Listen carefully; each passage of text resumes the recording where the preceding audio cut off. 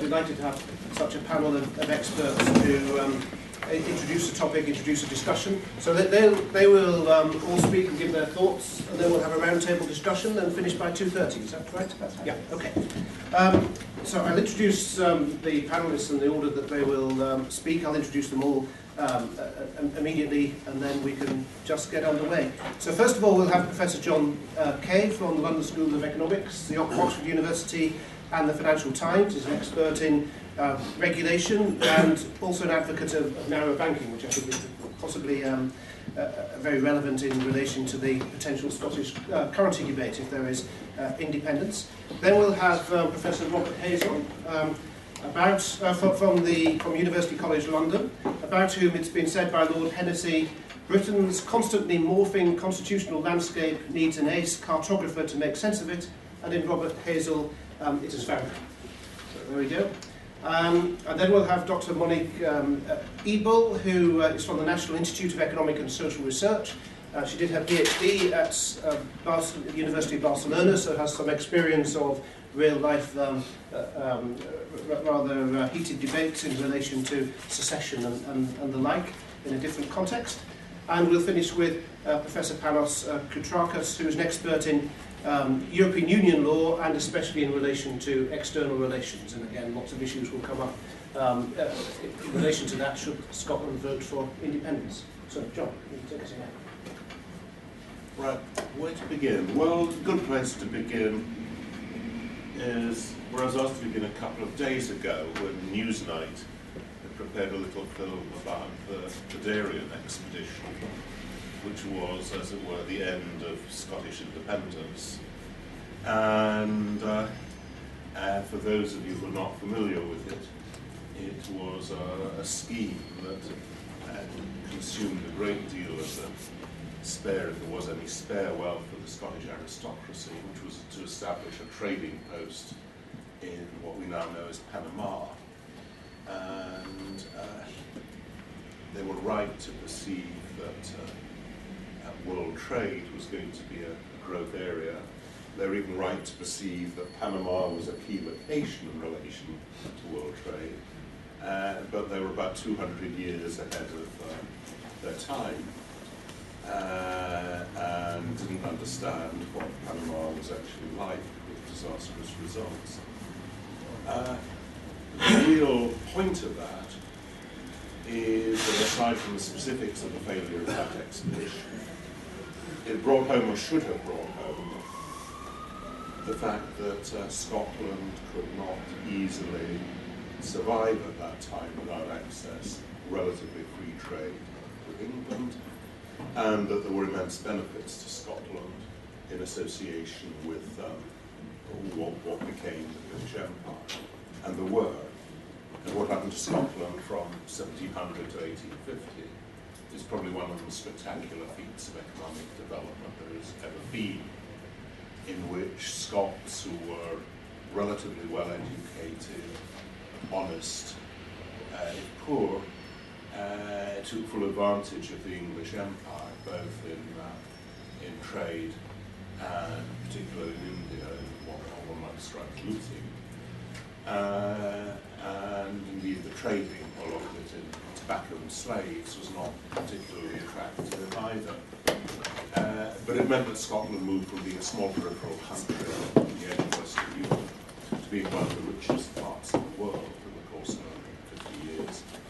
And we know of the Scottish Enlightenment and intellectual achievements that went alongside that as well.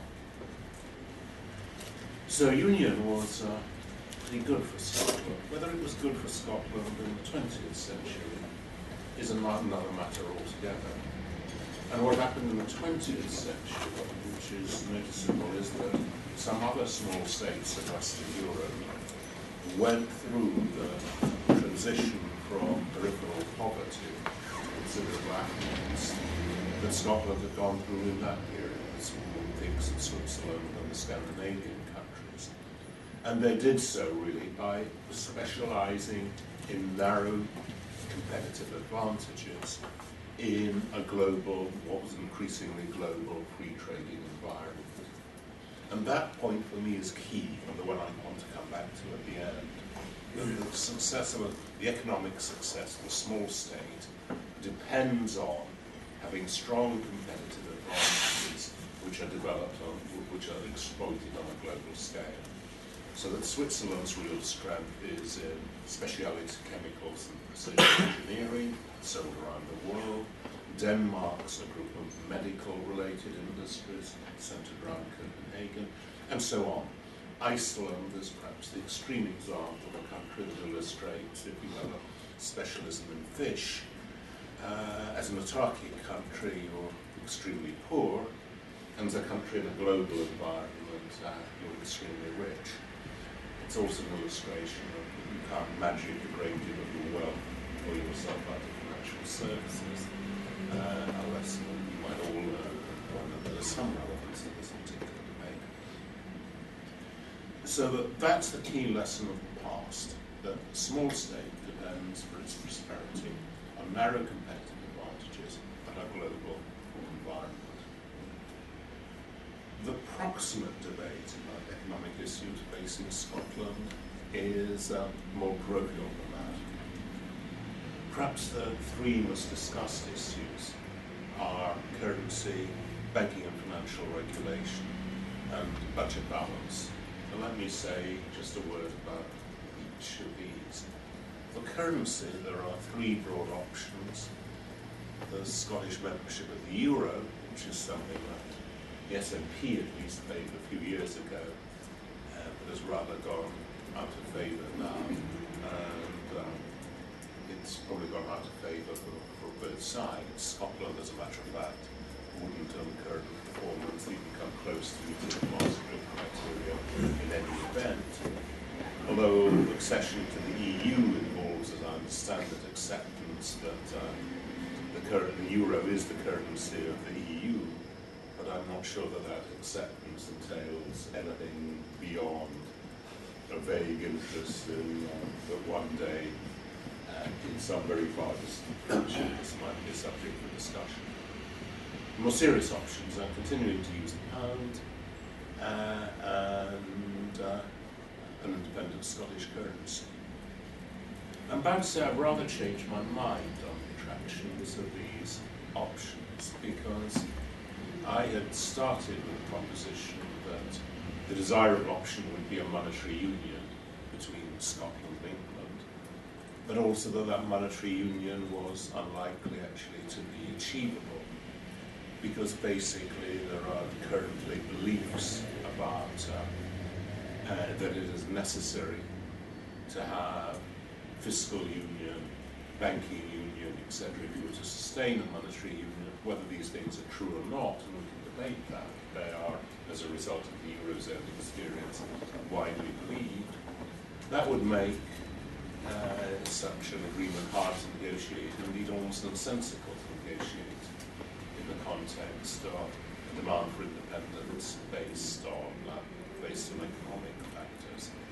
And also it runs up against the fundamental asymmetry that the rest of the UK is 91.5% of the monetary union, and Scotland 8.5% of it.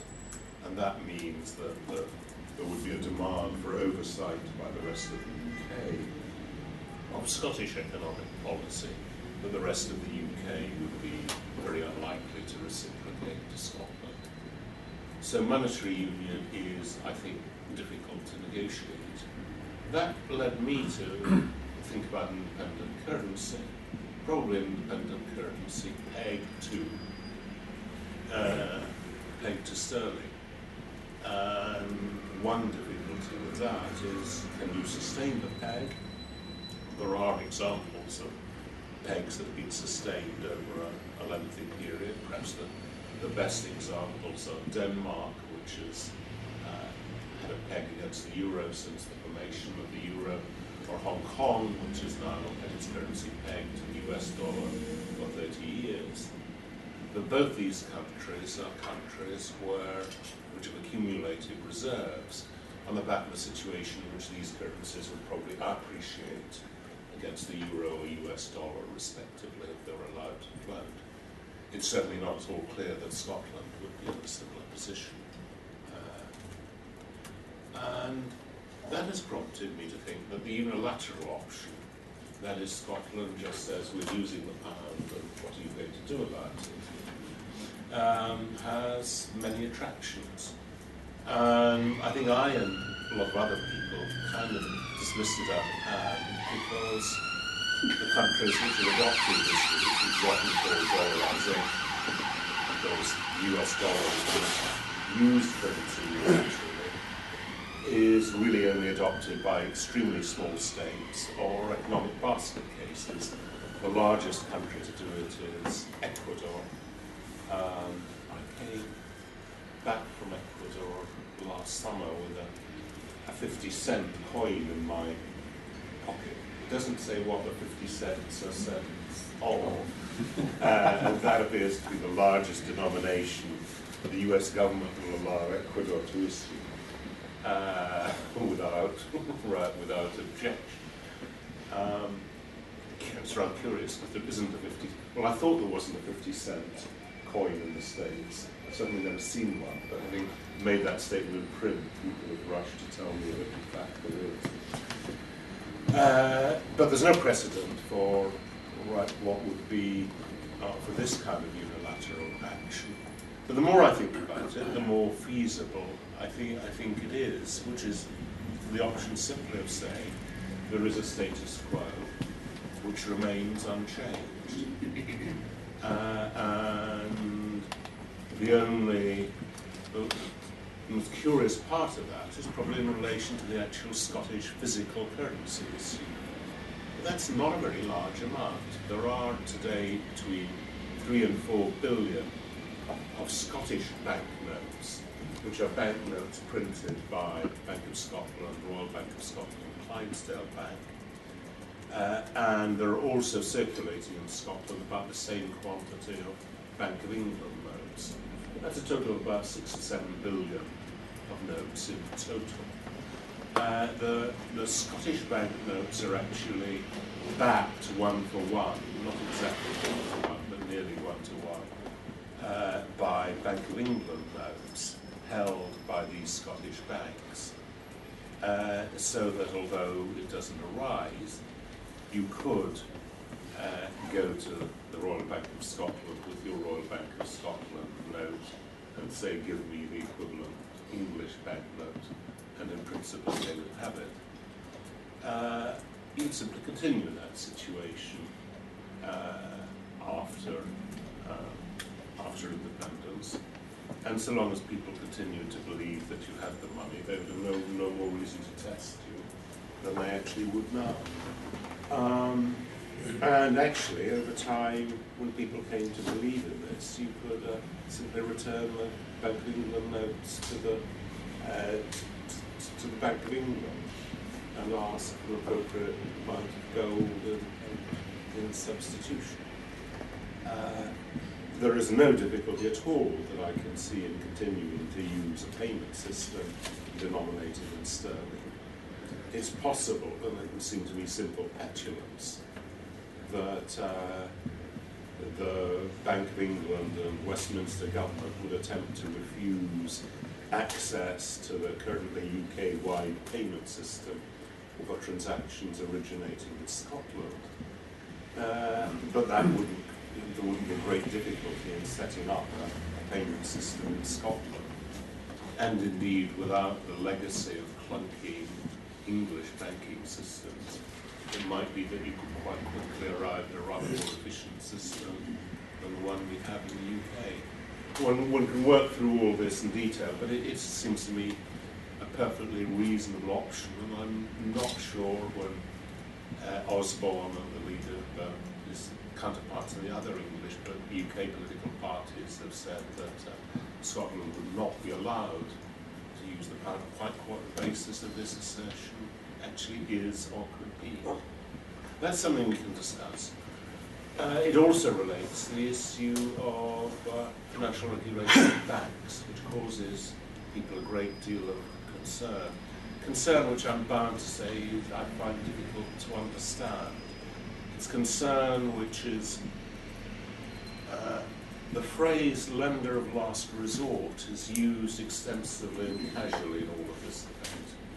Now, when I was a student and taught money and banking, actually there aren't courses in money and banking, economics courses anymore, but when I was taught it, lender of last resort was that in order to prevent bank runs, the central bank should stand as a lender of last resort, meaning that it would lend to solvent banks on the basis of good collateral at a penal interest rate.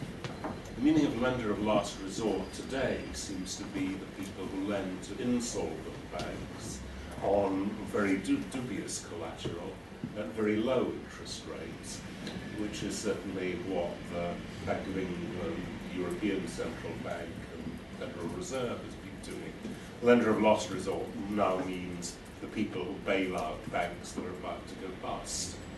And my view of the independent Scottish position in relation to that is that it ought to be, well, whoever does that, it isn't going to be us. And that a Scottish government might contribute to a well-designed international support operation for failed banks, but that's as far as it would go. And if you ask who the banks operating in Scotland today are, the answer is they are Royal Bank of Scotland, 82% owned by the British taxpayer, Lloyds Bank, which mainly operates outside Scotland, and Clydesdale, which is a subsidiary of National Australia Bank, HSBC and Santander, and it seems to me perfectly obvious that the Scottish government is not and should not be in the business of bailing out any of these institutions. So I don't myself quite see what the issue that is being discussed here. And when the question of who is the lender of last resort is put to me, my answer is nobody, or certainly not us. Third question I raised is about which there's a great deal of debate, is about budget balance. The simple facts are that public expenditure in Scotland per head is about 10% more than the average figure per head for the UK. It mainly goes to employing more people in both health and education, with no very obvious benefit from that, but that's a separate matter. And that 10% is not very different to an average, the figure you would come up with if you made a pro rata or a geographic allocation of North Sea oil revenues. North Sea oil revenues are obviously rather volatile, but on average it's not very different from that figure, and that probably isn't entirely coincidental. So the outcome is that there isn't a great deal to play for either way in terms of the net budgetary transfer between Scotland and the UK.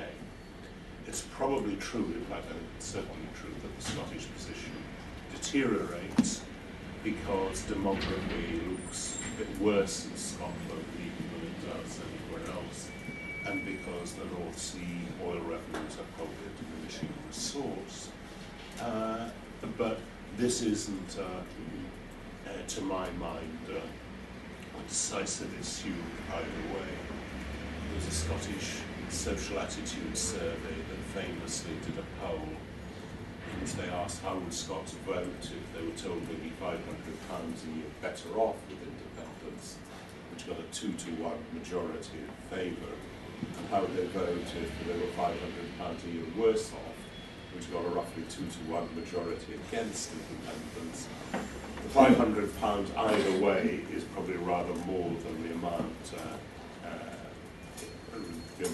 which is quite a good deal more, in fact, than the amount which would be likely to be involved as a result of this.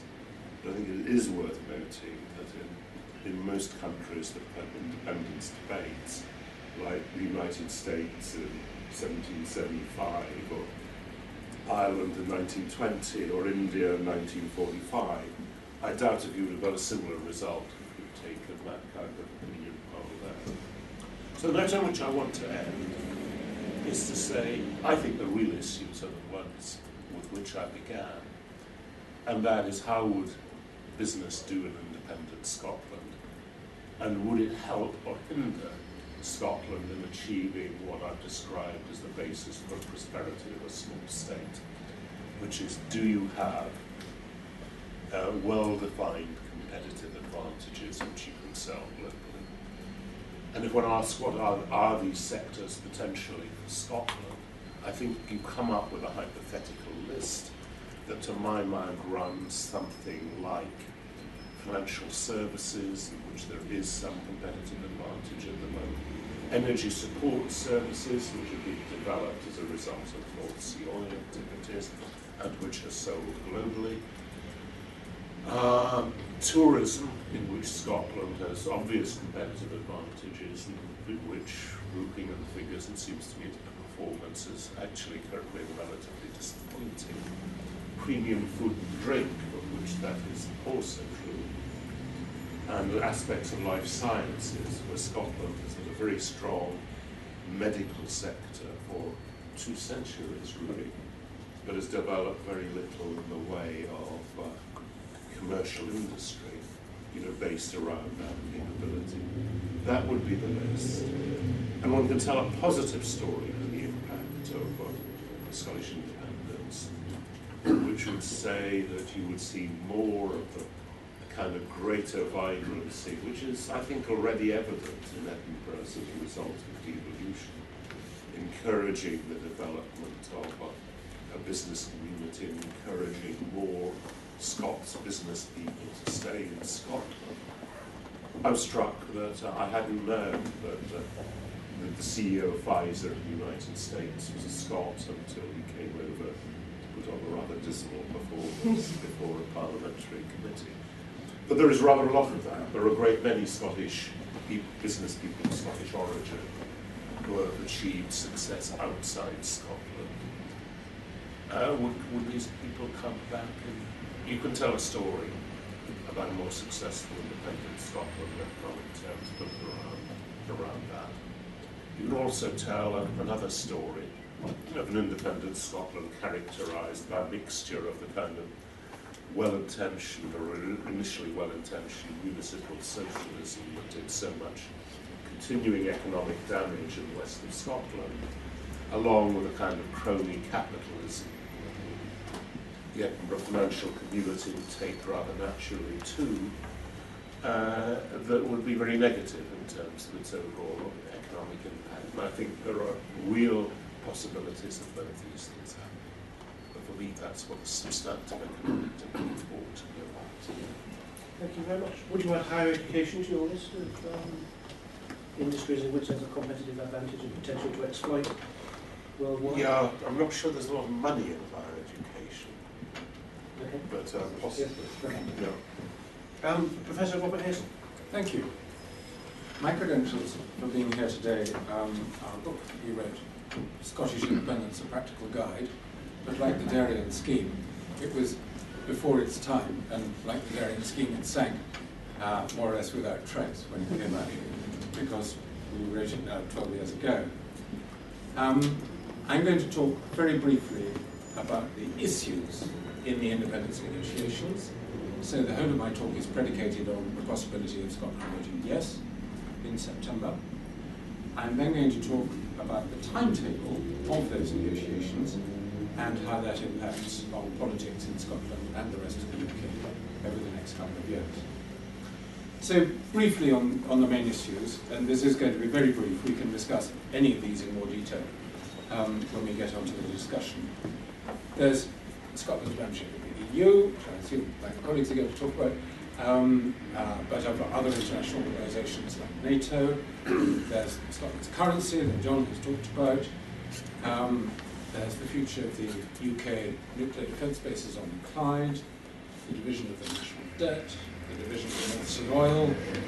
Those are the headline things, but there are then a multitude of other things, large, medium and small, essentially about the division of all the other assets and liabilities of what is currently a single state.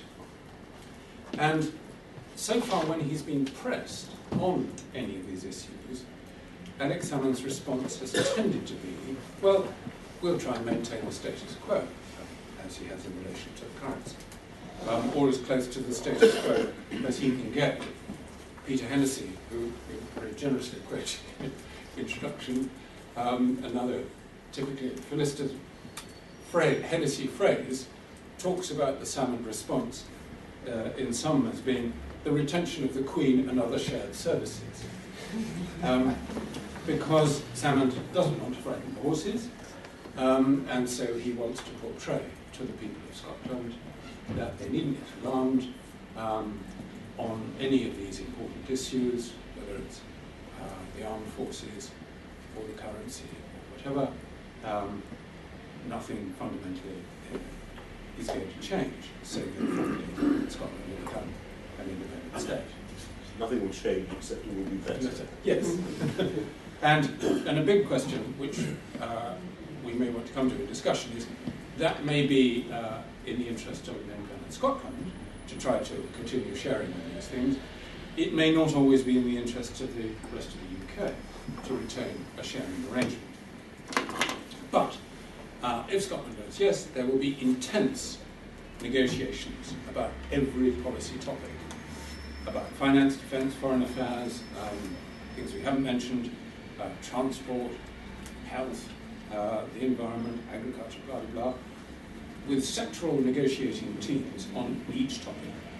And those teams will be just like the negotiating teams which every day of the week go to Brussels to negotiate on our behalf in Europe. And today it's transport, and tomorrow it's fisheries, and on Friday it's, I don't know, air traffic control or whatever. All those things will be negotiated about, and they will all have negotiating teams on both sides, led by ministers. So let's now think hard about the timetable for the negotiations, following a yes vote on the 18th of September. And the SNP propose an 18-month timetable leading to independence in March 2016, just before the next Scottish parliamentary elections, which are scheduled for May 2016. And in our book, we did a case study of the Czech-Slovak divorce, which in 1991, to my surprise, took just 6 months after the decision to separate. And it was given effect through 31 treaties and some 12,000 legal agreements. But most of those legal agreements were negotiated subsequently. And indeed, when we did our study 10 years after 1991, they were still negotiating about the division of some assets. So, at first blush, 18 months seems a reasonable timetable for Salmond to propose, if both parties negotiate in good faith and with a sense of urgency. And there's a reason for the UK government also to have a sense of urgency, because to allow the negotiations to drag on for years would be debilitating for both countries, for their citizens and for their businesses, as well as for all our international partners. But there are two potential difficulties. The first is the date for the next UK general election in May this time next year. That falls right in the middle of the 18-month timetable and potentially creates a major hiatus for two reasons. One difficulty is that the ministerial negotiating teams for the UK government will be, in effect, representing a lame duck government in its last 6 months in office, and depending on what the polls suggest at that time, they may be suggesting that this government may not survive in office. So the ministers may have weakened political authority in terms of their conduct of the negotiation. There will have to be a pause in the negotiations during the actual election campaign, because all UK politicians will be out on the stump, and it's possible that some of the issues being negotiated will become issues which are contested in the campaign, especially if opposition parties attack the UK government for being too weak on certain issues.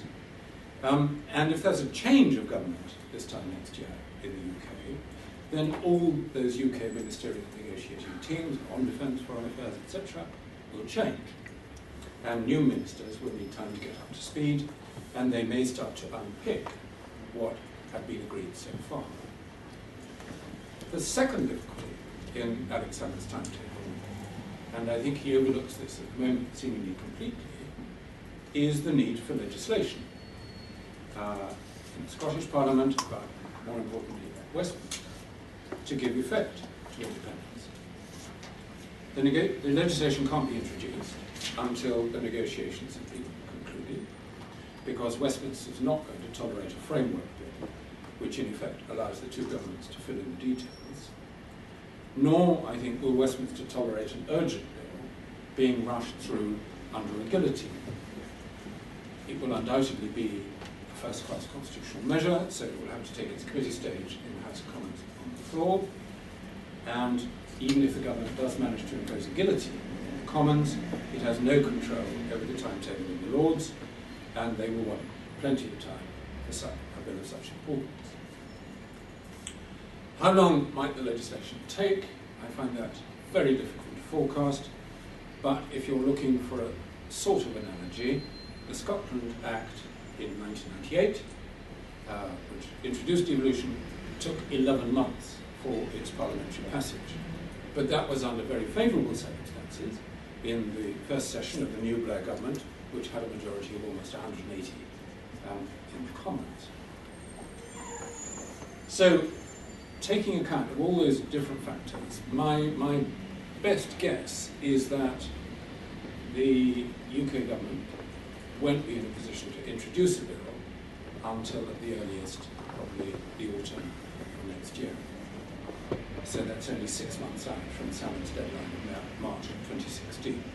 And I think it will be a miracle if the bill were passed in 6 months, in time for Salmond's target date.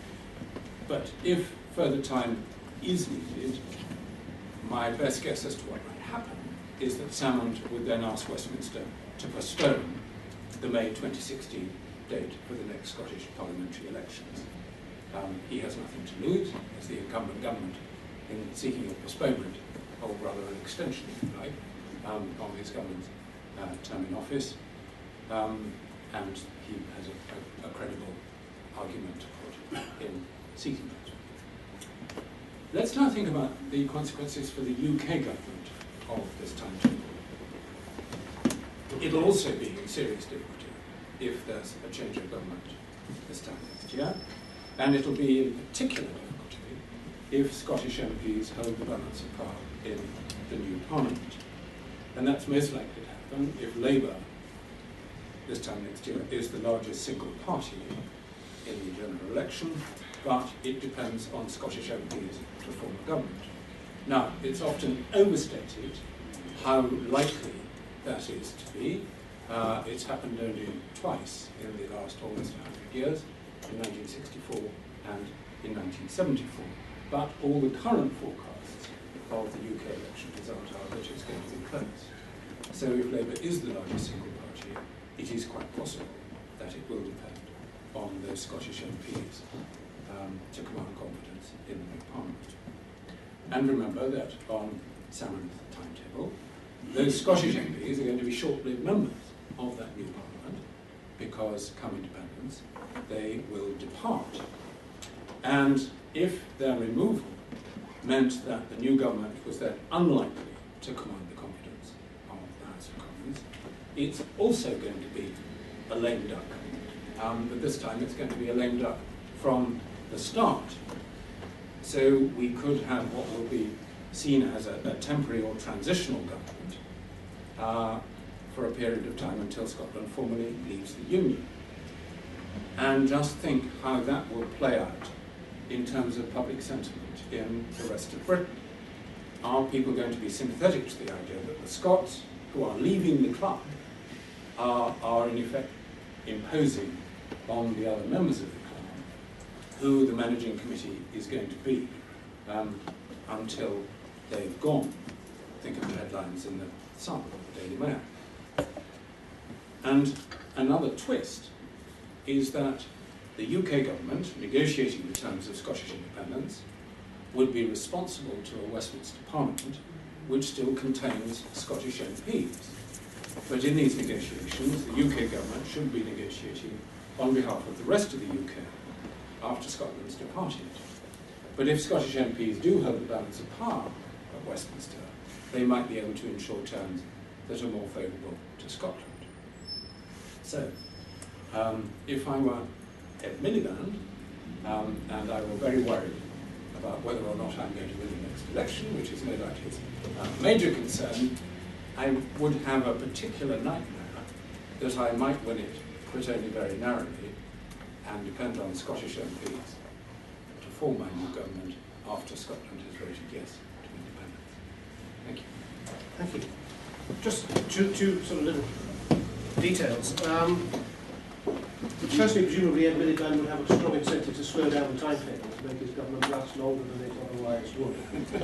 And secondly, am I right in saying that if the Scottish MPs did leave Parliament and therefore changed which party was the largest or whether a party had an overall majority, am I right in saying that there is no need for a general election as long as the Queen believes that the leader of another party can form a stable government without one? Yes, and the formal answer to your second question now lies in the Fixed Term Parliaments Act, which Parliament passed in 2011. Right. And that gives no discretion to the Queen any longer, but it's regulated by statute, by the Fixed Term Parliament Act. And that Act provides that Parliament can be dissolved in term only in one of two circumstances, for which the most important for this purpose is a traditional vote of no confidence. And that's passed on a simple majority. So suppose that it is a Labour government with a narrow majority depending on the Scottish MPs. Suppose that, as in this Parliament, where of the 59 Scottish MPs, 41 are Labour. Suppose that's repeated again. So the government suddenly loses 40 or so MPs and is then in a minority. The opposition parties, if they choose, can then move a confidence motion. And if they win, the Fixed Term Parliaments Act provides that if no alternative government is formed within 14 days, then Parliament must be dissolved. But the Fixed Term Parliaments Act is an ordinary statute, like all other statutes. And so one of the things that the Scottish independence legislation will need to do is some constitutional tidying up of various kinds. I mean, from the formal kind, what is the name of the new state, to the future of the 59 Scottish MPs, that's easy to answer, they will depart, to possible things, and there will be a lot of discussion about this, should we have fresh elections anyway, once Scotland has gone? And if Parliament, the political class, decided that yes, we should have fresh UK elections, let's say in late 2016, then that can be provided for in the Scottish independence legislation. Your first question, wouldn't it be in Miliband's interest to prolong the negotiations as much as possible? I find that really difficult to answer because these negotiations are huge. They, I think, will make it very difficult for the UK government in the next Parliament, whoever it is, if Scotland voted yes, to do almost any part of its own programme on which it's been elected, because so much ministerial time and energy will be devoted to these very intense negotiations about Scottish independence, which at a minimum we know will take 18 months from this September. More likely, I think, will take probably 2 years with the legislation, and there will be a long tail of things to be sorted out after that, probably over the next 2 to 5 years beyond that. And so I think the new UK government may think we've just got to push on as fast as we can and get this behind us, partly because it is so debilitating and it's bad to our international standing and the markets are jumpy and all sort of arguments that John might deploy, and partly because we were elected to do other things and we can't do those until we've got this behind us. Is there no way of heading off before the May 2015 election, if there was a yes vote in September? Is there no way of heading off to have that vote for Scotland in 2015? To have no... Not vote Scottish MPs in 2015, knowing that they're not going to be around 2016. Is there any way of changing that beforehand? Well, Scotland will still be part of the UK until they formally become a separate state. It would be very odd, wouldn't it? I'd turn to Vernon, let's get his view on whether it would be right, or seen as proper for You could Scotland not to postpone the be general represented. election with the consent of the House of Lords. Yes. I You don't think the couldn't- Lords... You couldn't just have Scotland not Not represented. It would represented. still be part of the United Kingdom. Yes. And I don't think the Lords would agree to a postponement. Could we just hold off until we've heard the other two speakers? Monique. All right. I'm not sure if I'm able to... There we go. All right. So I'm here to speak about the economics of Scottish independence. This is based on joint work with Angus Armstrong, and we're both at the National Institute for Economic and Social Research. Now, let's suppose for a moment that it's a yes on September 18th, that the Scottish electorate does indeed choose independence. And independent Scotland would find itself in quite new circumstances, right? It would be a smaller open economy. It would be fiscally independent. It would no longer engage in the kind of fiscal risk sharing that it does today with the rest of the UK. It would begin its life with quite a high level of debt, and I'll be more specific about what I mean by that. And it would find itself an exporter of oil and natural gas. And it would find itself fiscally quite dependent on the revenues, on these rather volatile revenues from oil and gas, and I'll again be more specific about what I mean by that. So against that backdrop, we're asking, what is the appropriate choice of currency? And I should say, Danny Alexander wrote an op-ed piece, an editorial piece in The Scotsman at the weekend, in which he incorrectly stated that our position is to support dollarization. And I think in the course of my talk made clear why we don't support that option. So there are a lot of lovely figures, a lot of lovely numbers on this chart, and I would really just like you to focus on one of them. Could it be clarified? Maybe my sight is poor, but I can't see them very clearly.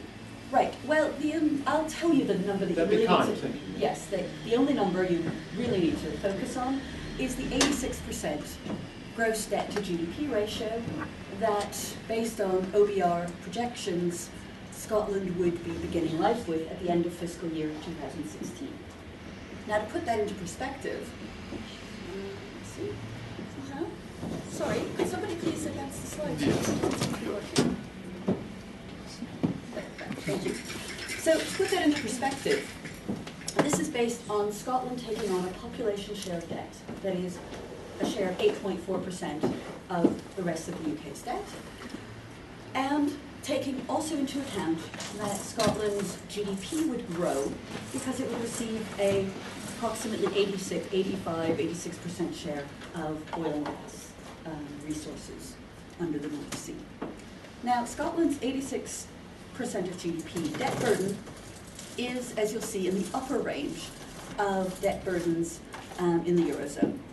Right? So it puts Scotland in a neighbourhood between Portugal and Belgium, and it puts it clearly among Scotland would begin debt. Scotland is the red column. The remaining columns are the remaining Eurozone countries. And this puts Scotland in a neighbourhood of fairly high debt, and indeed among the countries who would not satisfy the Maastricht criteria.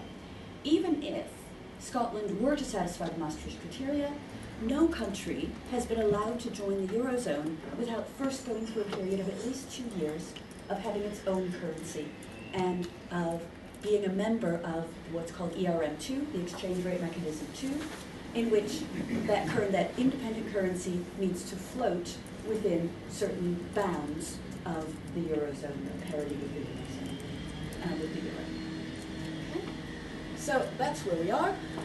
In terms of risk, this is Scottish government data on Scotland's fiscal deficits since 2008. the blue line is onshore, are the onshore deficits, that is excluding tax revenues from oil and gas. I think as John Kay already mentioned, these fiscal deficits reflect that spending in Scotland is considerably higher per capita than it is in the rest of the UK, but tax revenues are roughly similar. Non-oil tax revenues, that is. Now, once you add in offshore revenues, you get to the red line, and you see the fiscal position does improve.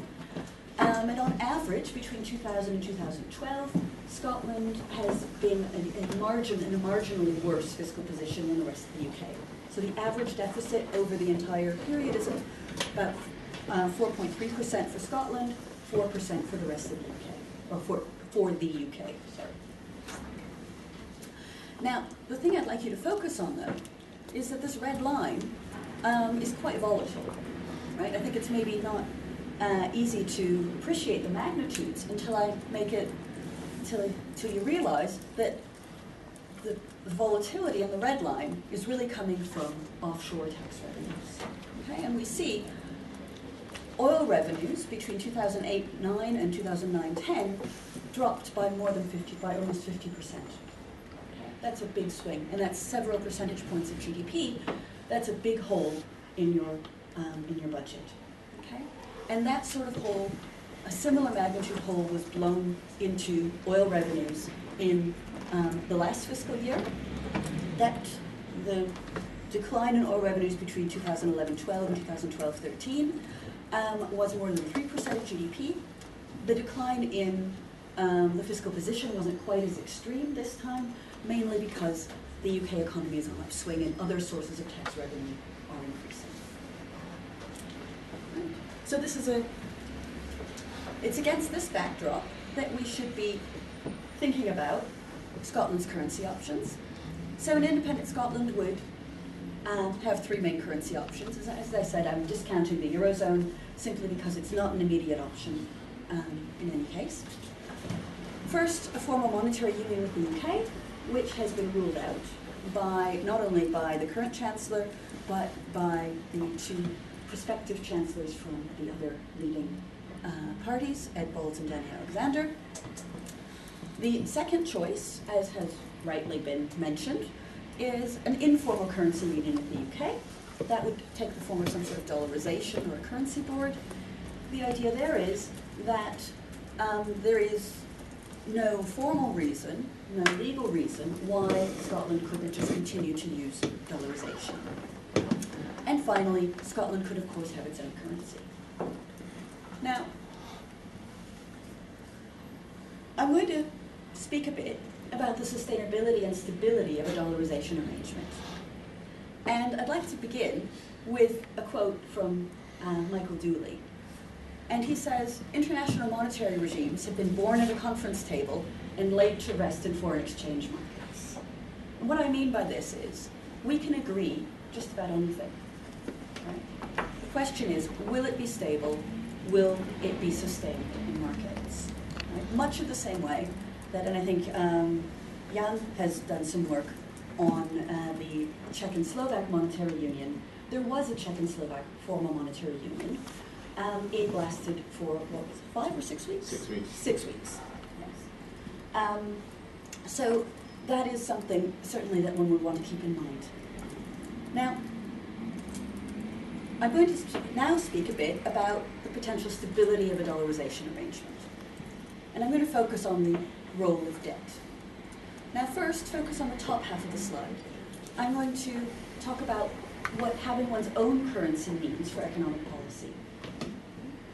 If you have your own currency, you can engage in monetary policy, that is, you set interest rates. You have some control over your exchange rate. You can also engage in extraordinary monetary policy measures, such as quantitative easing.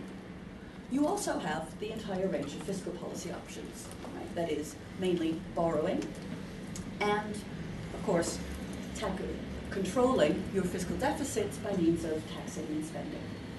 Right? Now, in a currency union, and because it's been ruled out, I don't mean a monetary union, I mean an informal dollarization style currency union, Scotland would have no control over its own monetary policy. right? It would essentially be a monetary policy taker from the Bank of England. In the event of a large fiscal shock, something like a sudden drop in oil revenues on the order of magnitude of 3, 4, 5%, which we have seen twice in the last 5 years, what options would the Scottish Government have? Well, it could do one of two things to close the gap, the fiscal gap that has just opened up. It can either increase its borrowing, or it can engage in some form of austerity. Okay? That is, increasing taxes, reducing spending. Now, why is debt important? Well, the difficulty is if you already have a large amount of debt, you already have a debt to GDP ratio of about 86%, then borrowing more in the event of a fairly large fiscal hole can be difficult, and it can be quite expensive. And in fact, Angus and I have done some work on estimating borrowing costs for independent Scotland, and that work has actually our numbers have become the standard numbers, have been quoted and cited by S&P, by Moody's, by most of the big investment banks. And our estimates range between 70 and 150 basis points. Sorry, 70? And 70 and 150 basis points. So 0.7 and 1.5 percentage points. Now, that leaves austerity. Now, what's the difficulty there? Austerity is not, leaving aside whether austerity is a good idea or not in terms of growth, whether it's the best way to get around a big fiscal gap, it's certainly not the most politically popular thing to do. Now, the difficulty is that a government facing a big fiscal hole that needs to close it with austerity might reasonably be expected to pursue alternative strategies, such as abandoning the currency union in favor of a floating exchange rate, regaining the ability to cushion the blow via monetary policy. Okay? Now, this is, right, cushioning the blow of a big shock is exactly what the UK did, right? And this is also exactly what has not been a strategy that has not been available to the Eurozone countries, that has not been available to Greece or Ireland. So, to sum up, this is based on work that Andres Velasco, an economist at Harvard, did in the 90s. There's the stability of a currency union depends on the amount of debt. Now, it may well be the case that if Scotland had or were to begin its life with a low level of debt, which for various reasons is highly unlikely to happen, then a currency union, a sort of dollarization, might well have been a stable and reasonable option. But we argue that given the high level of debt, and as indeed Andres Velasco has argued, countries that have a high degree of debt can quickly find themselves backed into a corner in which the choice is impose politically very unpopular austerity or leave the currency union.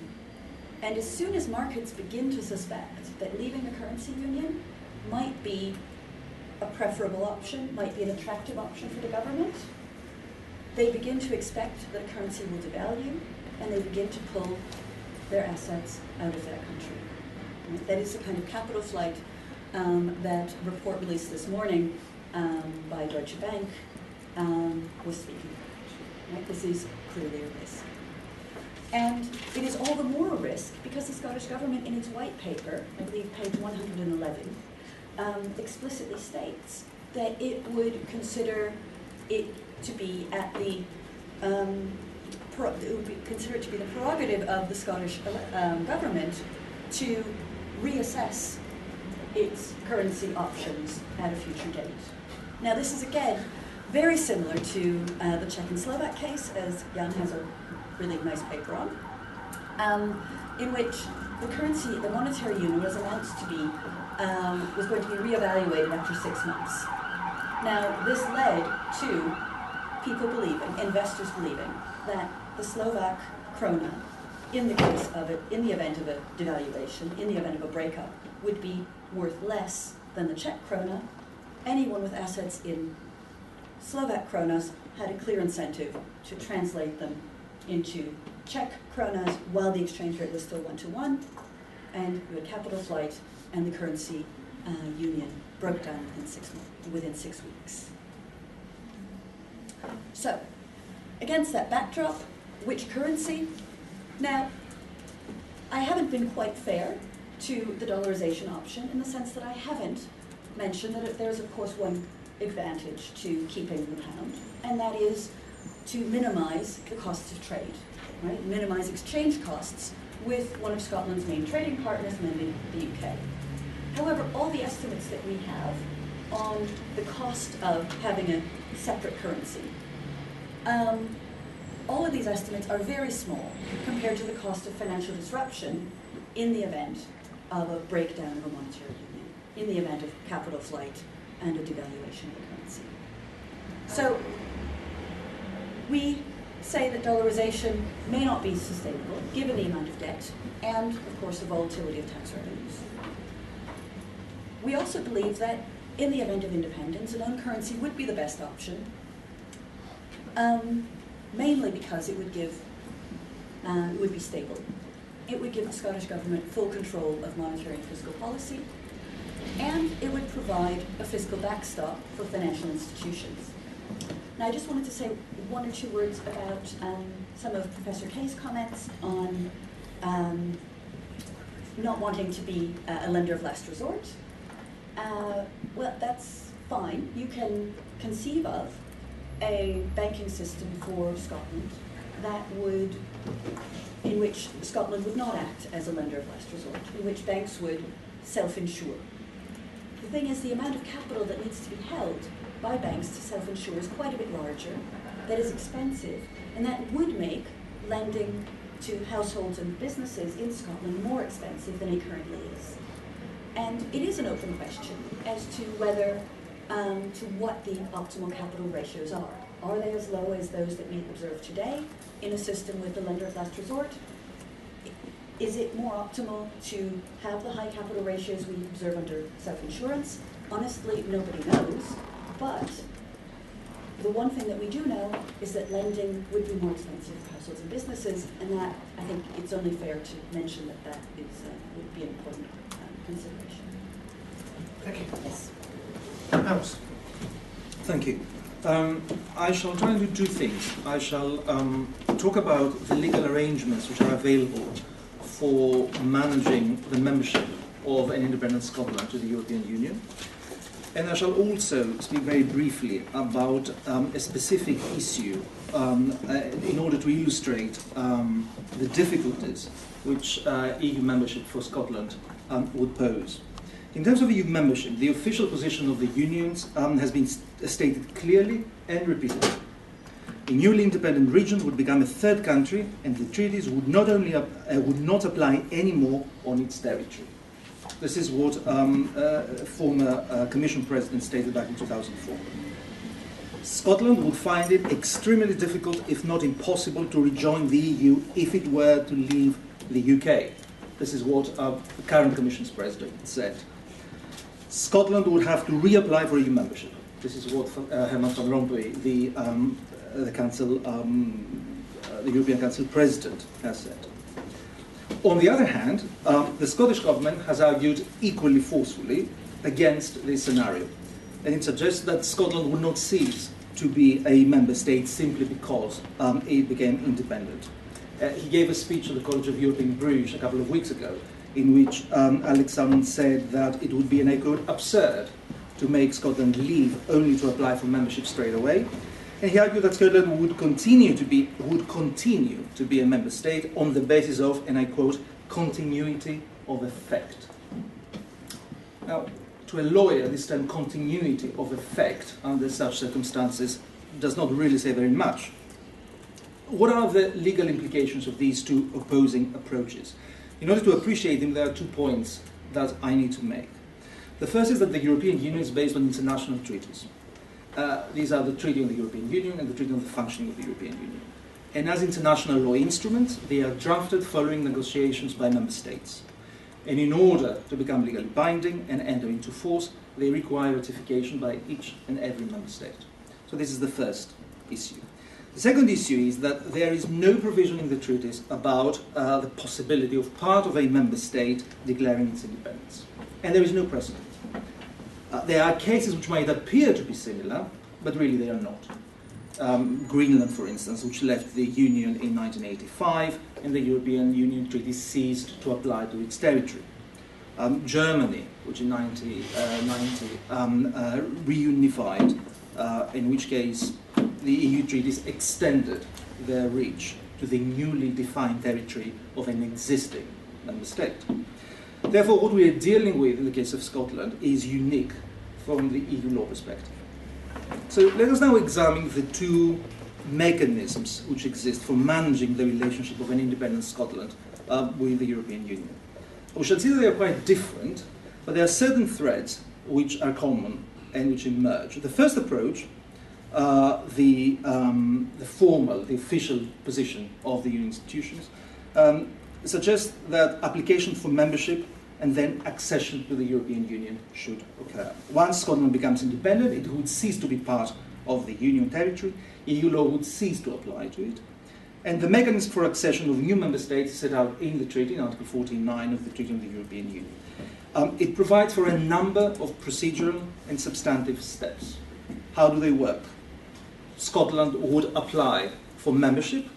The application would have to be accepted by the Council, i.e. The ministers of the member states. The European Parliament would have to give its consent. The Commission would assess the extent to which EU law applies effectively in Scotland's newly independent territory. The Scottish Government and the member states would have to negotiate an agreement about the practicalities of membership. That agreement would have to be ratified by each and every member state in accordance with its individual constitutional requirements. This is the official position. The alternative approach would require an amendment of the existing EU treaties so that they would cover Scotland as an individual, newly independent member state. And the procedure for amendment of the treaty is set out in Article 48 of the Treaty on the European Union. The procedure is cumbersome and clunky. It involves a proposal to that effect by a member state, or the Parliament, or the Commission, to the Council, i.e. the ministers. It talks about the involvement of the European Council, i.e. the heads of government or state of member states. They must decide on this. It might involve a convention of representatives of national parliaments and the European institutions. It would certainly involve a conference of representatives of national governments. Any amendments would have to be agreed by all member states.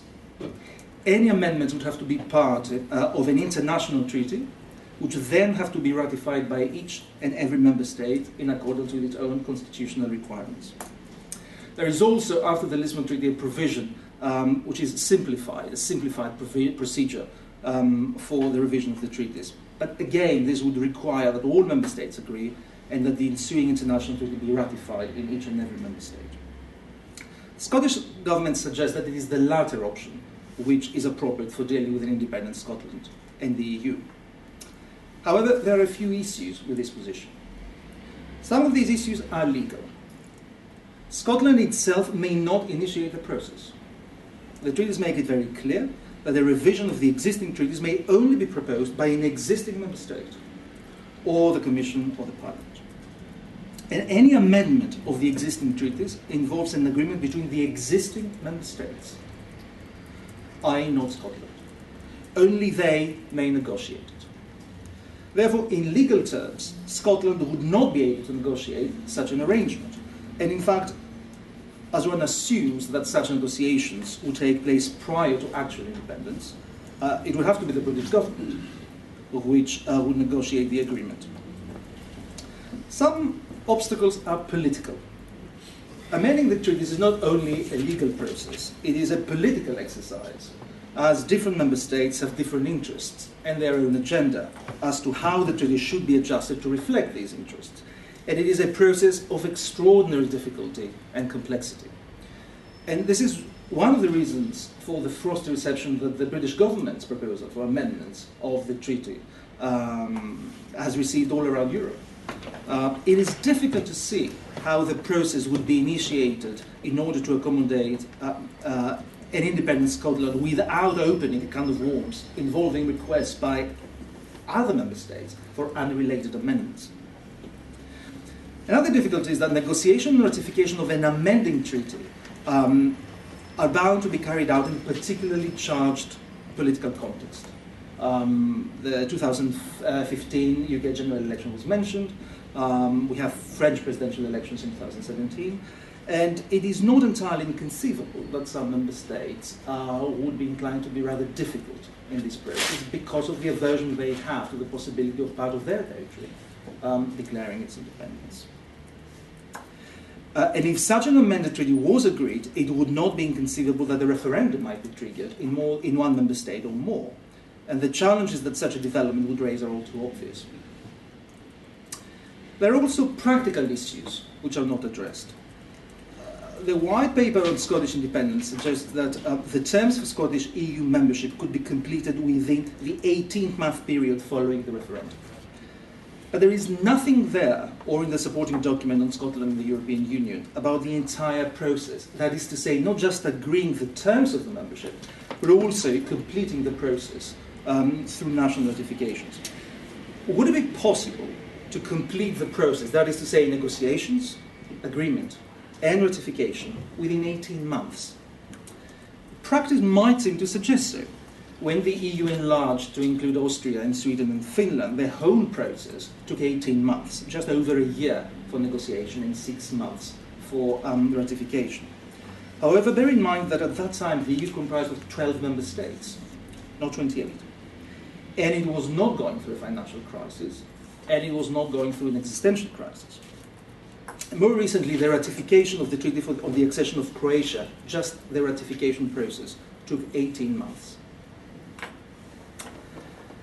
Now, the second issue, which I would like to talk about, is much more specific, but it illustrates again how the Scottish government appears to deal with these issues with a degree of generality and vagueness, which might appear to be attractive, but actually it is problematic. And this is the issue of students. The white paper states that the Scottish government would continue to support access to higher education in Scotland for students from elsewhere in the EU. However, it also states that it would continue to charge fees to students from the rest of the UK to study at Scottish higher education institutions. Well, this is simply not possible under EU law. In an independent Scotland, UK students would be EU citizens with the right to move anywhere in the EU, therefore in an independent Scotland, to study. They would not be entitled to special treatment, but they would be entitled to equal treatment. And to make them pay fees when Scottish students would not, would amount to discrimination, which is prohibited under EU law. Now, it may be possible for the Scottish government to argue that a deviation from the principles of free movement might be necessary in order to protect a non-economic interest. And this is the case under EU law. But it will be very difficult under these circumstances for such a position to be upheld.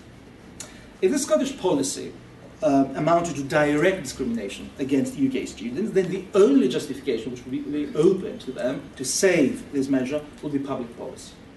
But this has been interpreted extremely narrowly by the Court of Justice time and again. If the Scottish policy amounted to an indirect discrimination measure, for instance by attaching it to a residence requirement, it would still be illegal under EU law, and the government would be able to save it by relying on a wider set of non-economic interests, perhaps viability of the national educational system. But again, this would be very, very problematic, because the Scottish measure would have to be assessed against some EU law tests. Would the measure be suitable or appropriate to achieve the stated public interest? Would the measure be necessary for that purpose? Would there be less restrictive measures which would achieve the same objective? It is very difficult to see how such a measure would be justified against these very strict criteria which have been applied in a narrow manner by the Court of Justice time and again. There has been a case in Belgium which sometimes Scottish authorities rely on in order to justify this measure.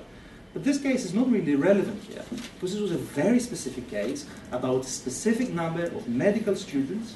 The Belgian measure applied only to all other citizens of the EU, not just French citizens who used to go there and study. And also the issue was public health. I would just like to conclude by making just one point and say that it becomes apparent that there are serious legal reservations about the position advocated by the Scottish government, but there are also political and practical issues about this solution, these proposals.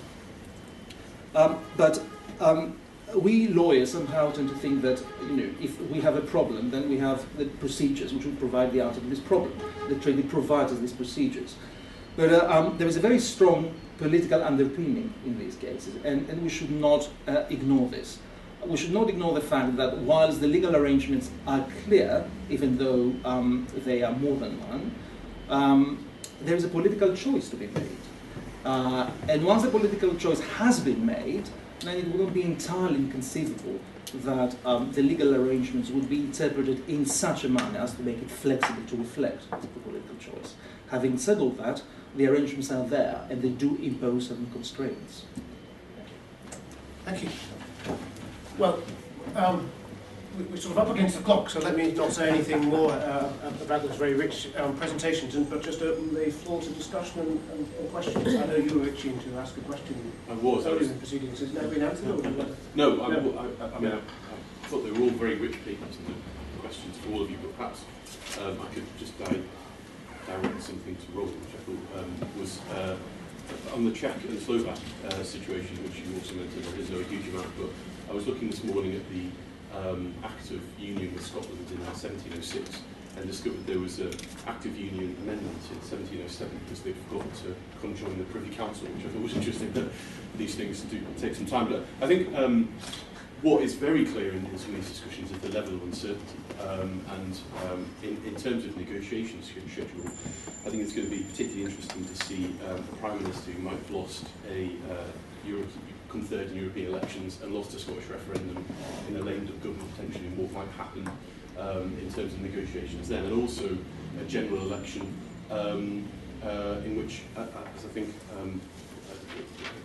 maybe they're hinted at, on what platform would MPs stand in Scotland in a 2015 general election. I think that's potentially fascinating. But I was wondering if there had been any thinking about what a cross-party approach to some of these negotiation issues might be.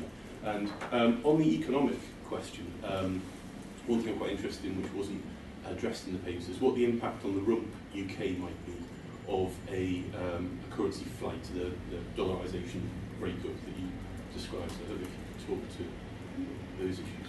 I think the R stands for rest off rather than rump. I know that quite later. Do you want to collect a range of? Because yes, I'm okay, so yeah, short. Can I add something to that? I mean, the difficulty, the difficulty with an all-party approach is the incentives for the two major parties are rather different, because the incentive for the Conservatives to get it over with quickly, the incentive for Labour not to get it over with quickly, because obviously they would lose MPs in the House of Commons. And there's just the faint possibility, depending on the nature of the result, it was a narrow yes victory, regionally skewed, and negotiations were delayed. And in 2016, the Scottish Parliament, a Labour or Lib Dem government was returned. For such a government, you might well say the terms for Scottish independence are much less good than we thought, actually. Mr Salmon is a bit over-optimistic, and we think if the Scottish people were presented with these terms that we've got, they would actually continue to want independence. So that's also a possibility. I think the incentives for the two political parties are very different indeed. Can I just make a very brief point about the EU? You make a good point about student fees. I think also residential care. I mean, we could all go when we're older to an independent Scotland and get free care, as I understand it. But I spoke a couple of weeks ago to a group of officials to EPP, to the largest group of the European Parliament, and the two Spanish representatives, Partido Popular, said we will veto Scottish entry and will be supported by the French. And of course that's more as what Barroso is saying. I think they're both all wrong, because the EU would make itself look ridiculous if it stopped democratic country based on the rule of law, the constitution, and some dimension of the European Union. I mean, if it lets Romania in, it's very dodgy human rights record. I mean, you can't refuse to let Scotland. But the problem for Scotland seems to be that there would be obviously the terms on which Scotland would be allowed in, which would be stiff. But presumably negotiations couldn't start formally until Scotland had voted for independence.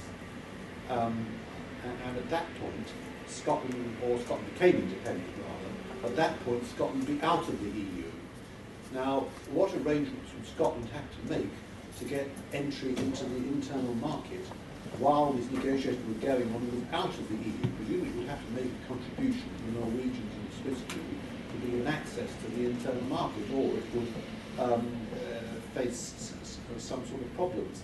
And that would also involve extra expenditure, so that and the students and the residential care are all huge extra costs for the Scottish government.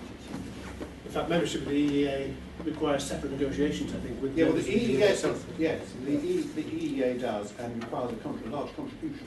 Yeah. Not as large as our budgetary, but they contribute. I want to ask one more question about the election. So, say 2015, the Scotland takes part in it. Following that, does it make any difference if they had a yes in 2016, if they lose those seats in Parliament? Is there some sort of requirement to have a certain amount of seats in the British Parliament? Sorry, difference to who? To the British Parliament. Say you lost the 59 Scottish seats Yeah. in the British Parliament. Yeah. Does that make any difference? Can they just cut by 59? Would it affect constituencies? Would it affect the shape of the Parliament? I see, yeah. No? Okay. Yeah, I mean, I think I've sort of worked on the assumption that the actual vote would have no formal significance. I mean, it would actually have to be a formal declaration of independence and that.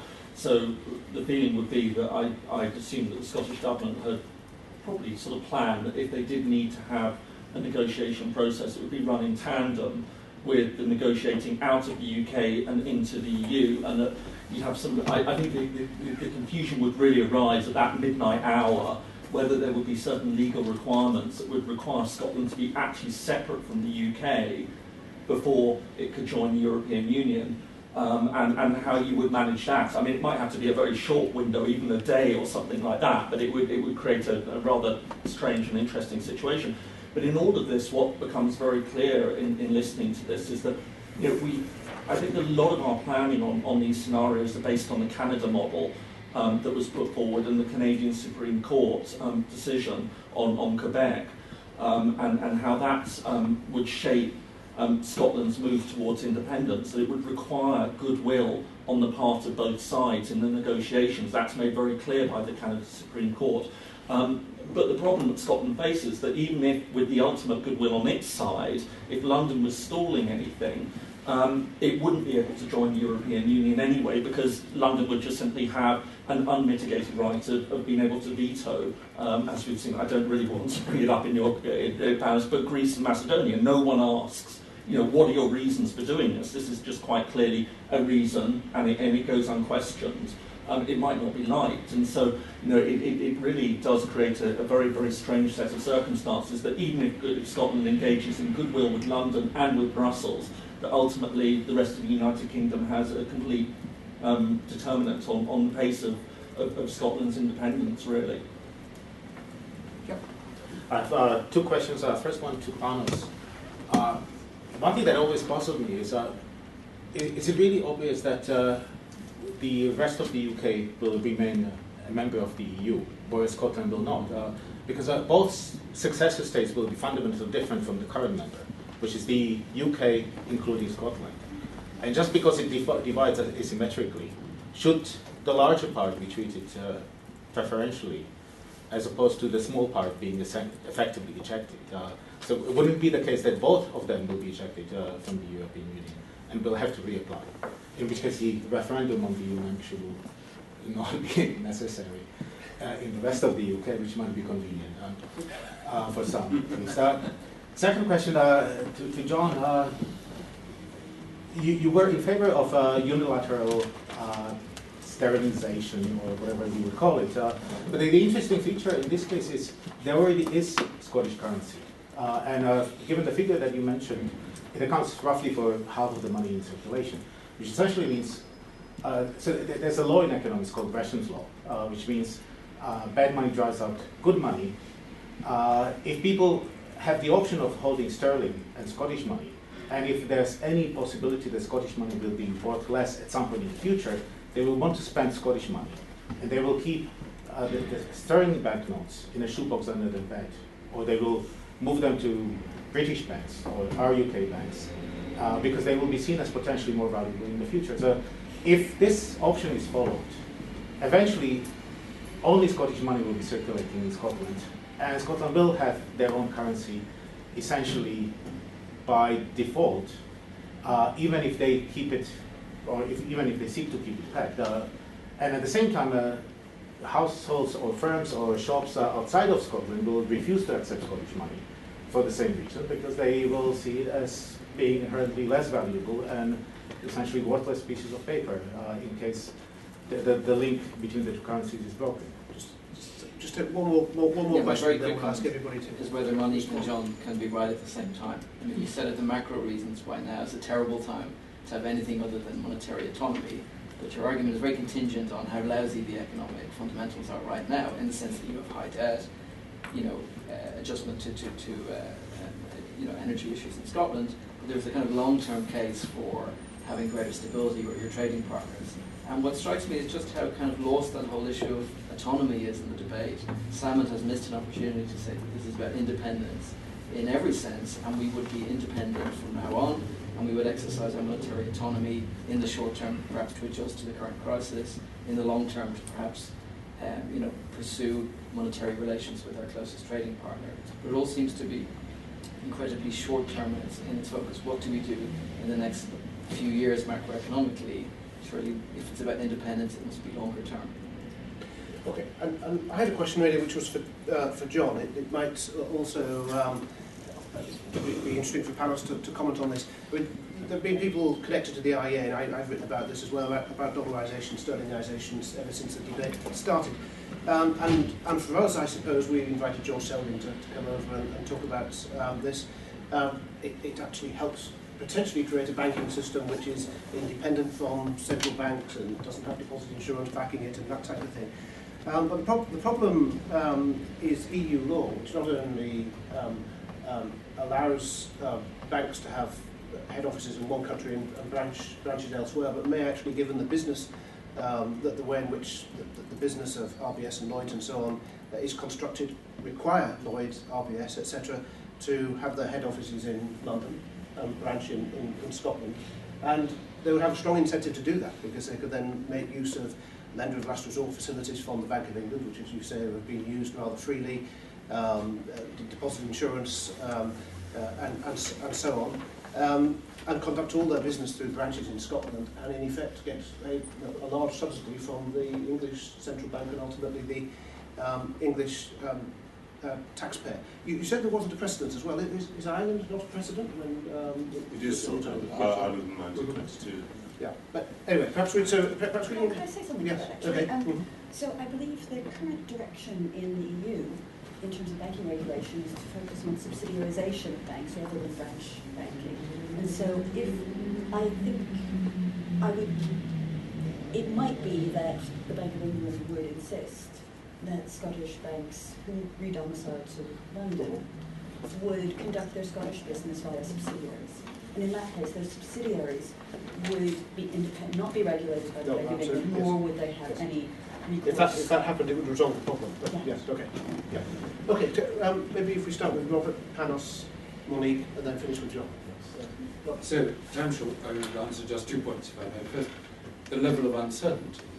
I'm not going to answer your direct question, but a wider question about the level of uncertainty. The discussion has shown in all the different aspects, currency, EU membership, etc., how the Scottish Government's white paper, in effect, is not a prospectus, it's a wish list, because so many of these big things depend on other governments, in particular the UK government, but also all the other member state governments, etc., to deliver what the people of Scotland are promised. And in our book, and we hadn't anticipated this, we reasoned ourselves to the conclusion that there should be a second referendum at the conclusion of the negotiations, because the Scottish Government could then go back to the people of Scotland and say, okay, we fought hard in the negotiations, and these now are the exact terms. Do you still want independence on these terms? Now, no surprises, the SNP hated that recommendation in our book, because they regarded it as a second obstacle on the road to independence. But intriguingly, the UK government also has rejected it. And the UK government's reasoning, I think, is twofold. One is they feel, and they genuinely feel this, that if Scotland votes yes in September, however narrow the margin, that sets in train an unstoppable momentum. And so you can't have further forks in the road where the train might be derailed. They also dislike it for a tactical reason, because they feel that it might make some Scots inclined to say, well, yes, let's vote yes in the first referendum in order to find out what the terms are, because we'll get a second bite at the cherry in the second referendum, and then we have the privilege possibly of changing our minds. On the 59 seats, and if those are removed from the House of Commons, are there any knock-on consequences in terms of would there then need to be a reconfiguration of all the other constituencies? Answer no. The House of Commons would just be short of 59 members. It would become a House of 591 members, but all the existing constituencies could remain in their present size and shape. But there is a possible knock-on consequence for the other House of Parliament, the House of Lords, because there are members of the House of Lords who arguably are Scottish peers. It's harder to identify them. I've done a little amateur exercise where I've gone through the list and looked. They are ex of, Ballymore or something that sounds Scottish. Or you can look them up in Who's Who, and we've done this as well, and you look at what they list as their residents. And intriguingly, about 10% of all peers are Scottish in those informal senses. And there would undoubtedly be some questioning during the passage of an independence bill that removed the MPs from the House of Commons about what to do with the Scottish peers in the House of Lords. Duke of Norfolk once said that he had 7 seats in the House of Lords and only 1 bottom. Although, of course, there aren't so many hereditaries there now. Panos. The question about the status of the rest of the UK, it has been suggested that actually we would have 2 new states, and if we were to talk about an independent Scotland, what about an independent rest of the UK? And even those who argue that the territorial argument is really quite strong, the question is, well, what if Wales seceded? What would the case be then? I think that there is no public international doctrine which tells us what is the situation, which would require either of both to view themselves and be viewed by the international community as a new state. It is mainly state practice, which is determined both on the basis of legal considerations and political considerations. I don't think that under the circumstances it would seriously be argued that the rest of the UK should worry about its status.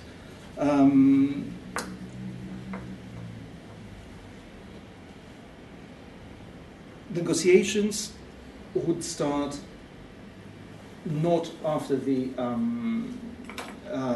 referendum, but once Scotland has become independent.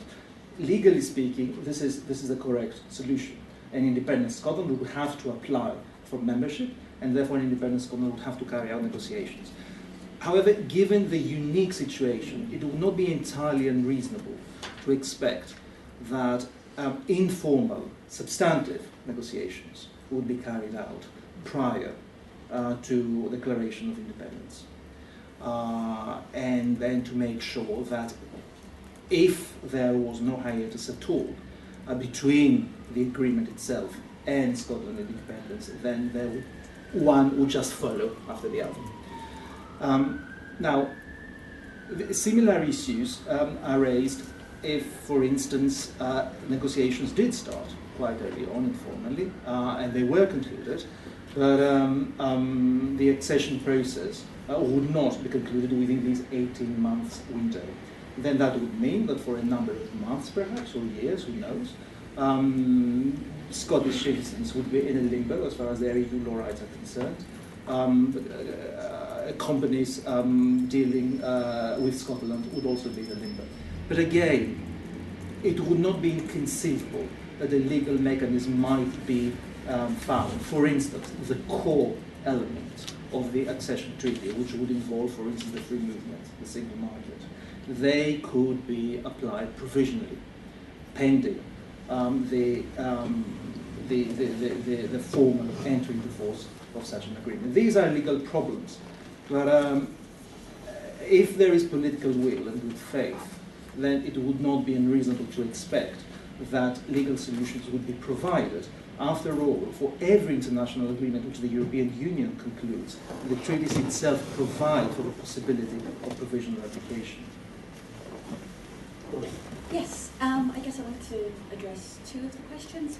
One was on the impact of the UK with the breakup, and so I guess I wanted to draw the quick historical parallel with the breakup of Belgium and the Netherlands in the 19th century. And there were also protracted negotiations about debt, national debt. And that national debt had mainly been accumulated fighting off Napoleon. So this was quite a substantial national debt. The negotiations dragged on for more than 10 years. And the Netherlands, right, it was Belgium that declared independence. Netherlands were paying a premium of between 45 and 50 basis points, that is around a half a percentage point, on their national debt throughout that time. Now, it's not clear what the premium would be on UK debt in the event of independence. But one thing that is important is that it's not very easy. So the technicalities of dividing the debt imply that the UK remains ultimately responsible for it. The UK would receive a promise, an IOU, from the Scottish Government to repay debt, to pay interest on its share of the debt, and to repay debt as it matures in line with the term structure of the UK's debt. And that is, of course, even, of course we all believe that the Scottish Government would show a great degree of goodwill, but there is certainly an inescapable residual uncertainty about repayment. And that has attracted the attention of credit ratings agencies already. In the last few weeks, both Moody's and S&P have discussed this and discussed the implications for the credit rating on UK debt. In addition, there was an interesting comment on the short versus the long term. The National Institute was founded by, among others, John Maynard Keynes, and he rather famously said, in the long run, we're all dead. What do I mean by the long run in this case? So starting out with 86% debt to GDP ratio, let's just for the sake of argument say satisfying the Maastricht criteria of 60% would be sufficient to make dollarization a fairly safe bet. We have calculated that even setting aside the projections of the IFS and of the CPPR, that Scotland's fiscal position will be worsening over the next 10 years. Even setting that aside, getting the debt down to the 60% level within 10 years would involve a fiscal consolidation of about 4 to 5 percentage points a year of GDP. Now that is greater than the degree of austerity that the UK has been going through over the last few years. So that would be a sort of permanent austerity. And that's a long time, right, to go through. You're kind of ignoring growth. Okay. But I'm also ignoring, on the other side, the worsening fiscal position, right? So, there are, and that kind of austerity is not necessarily propitious for growth either. So it could be a long, long road. John, the last one. First thing to say is that there is no such thing as a Scottish banking system. There are Scottish operations of a global banking system, and we need to be very clear about that perspective. They could and actually should be operated in Scotland through Scottish subsidiaries, but that leaves one with two observations. One is that in practice, HSBC is not going to walk away from HSBC Scotland. Secondly, it is perfectly easy for Scotland to underpin and regulate an HSBC Scotland. I don't quite understand the remarks about capital flight, which seem to relate to a world which we no longer live in, a world in which people go have suitcases which they carry across the Cheviots late at night. In the modern world, if you go into HSBC in Edinburgh and say, I want an account which is London-based, you could have one. If you want an account which is Hong Kong-based, you could have one. And if there's any demand for these things, they will be offered, and the money will go into just the same till and be used in just the same way. The worst this so-called capital flight would mean is that it moves from one till of the bank to another. What makes the Czech-Slovak case so different is that the commitment to maintaining this arrangement was a commitment to maintain it for 6 months, and it was perfectly clear that the Slovak crown would go to a substantial discount to the Czech one if the two currencies were separated. Aided and abetted by the fact that there weren't the sophistication of the arrangements then, which modern banks would now have. So I think a great many of the concerns and fears that people have in this area turn out to be overblown when one actually pursues them through. And that's further emphasised by the fact that the amounts we're talking about are really quite small. If one's talking about Scottish currency, as I said earlier, the total amount of currency in circulation in Scotland at the moment is between 6 and 7 billion pounds, which sounds a lot, but it actually compares with a total Scottish debt of around 100 billion pounds, of over 100 billion pounds, and a Scottish GDP of, I think it's 140 on your figures. These amounts are not very big, nor is the amount needed to operate a fund to stabilise the oil revenue. That you can have fluctuations of that on a year-by-year basis of up to 5 or even 7 billion pounds. It's still not that large in relation to the total. These things are manageable. The second point, which I'd make as a final and general point, is let us be realistic and understand that as far as the economics are concerned, the reality of the amount of independence Scotland can have is very limited, whatever the constitutional arrangements may be. There isn't much scope for independent monetary or fiscal policies.